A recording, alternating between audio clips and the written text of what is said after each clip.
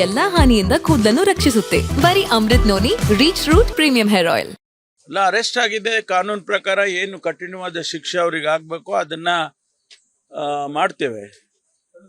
ಇದರಲ್ಲಿ ಯಾವ ಮುಲಾಜು ಕೂಡ ಇಲ್ಲ. ಇಂಥ ಮರ್ಡರ್ ಕೇಸ್ಗಳಲ್ಲಿ ಯಾವುದೇ ಮುಲಾಜು ಕೂಡ ಇಲ್ಲ.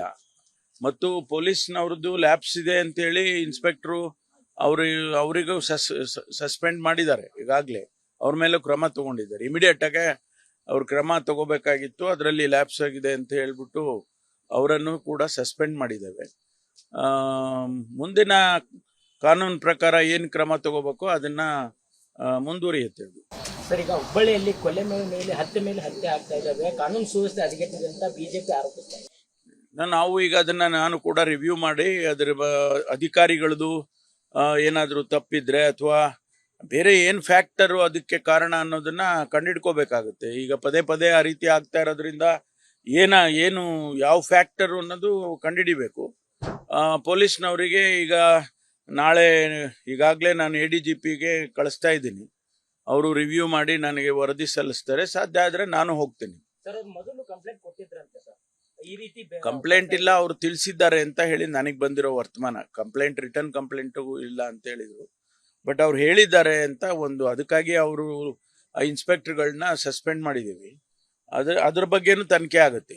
ಅಂದರೆ ಅವರು ನಿಜವಾಗೂ ಅವರು ತಿಳಿಸಿದ್ರ ಏನು ಅಂತೇಳಿ ಅವರ ಪೇರೆಂಟ್ಸ್ ಕಡೆಯಿಂದ ನಾವು ಹೇಳಿದ್ವಿ ಮೊದಲೇನೆ ಅಂತ ಹೇಳಿದ್ರಂತ. ಅದಕ್ಕೆ ಸಸ್ಪೆಂಡ್ ಮಾಡಿದ್ದಾರೆ. ಮತ್ತು ಅದ್ರ ಮೇಲೆ ಎನ್ಕ್ವೈರಿ ಆಗುತ್ತೆ. ಒಂದು ವೇಳೆ ಆ ರೀತಿ ಅವ್ರು ತಿಳಿಸಿದ್ರೆ ಬೇರೆ ರೀತಿಯಲ್ಲಿ ಕ್ರಮ ತಗೊಳ್ತೀವಿ ಅಧಿಕಾರಿಗಳ ಮೇಲೆ. ನನ್ನ ಜೀವನದಲ್ಲಿ ನಾನು ಮಾತ್ರವಲ್ಲ, ನನ್ನ ಕೂದಲು ಕೂಡ ಆಗಿರ್ಬೇಕು ಸ್ಟ್ರಾಂಗ್ ಅಂಡ್ ಸ್ಟೈಲಿಶ್. ಬರೀ Amrut noni reach root premium hair oil ನೊಂದಿಗೆ.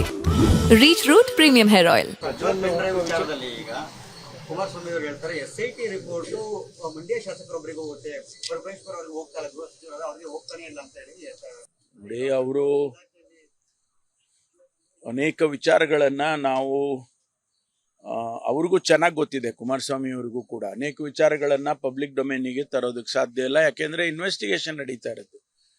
ಈಗ ಯಾರು ಅವರಿಗೆ ಬ್ರೀಫಿಂಗ್ ಮಾಡ್ತಾರೆ? ಮಂಡ್ಯ ಶಾಸಕರಿಗೆ. ಸುಮ್ಮನೆ ಇದೆಲ್ಲ ಹೇಳೋದು ಸುಲಭ.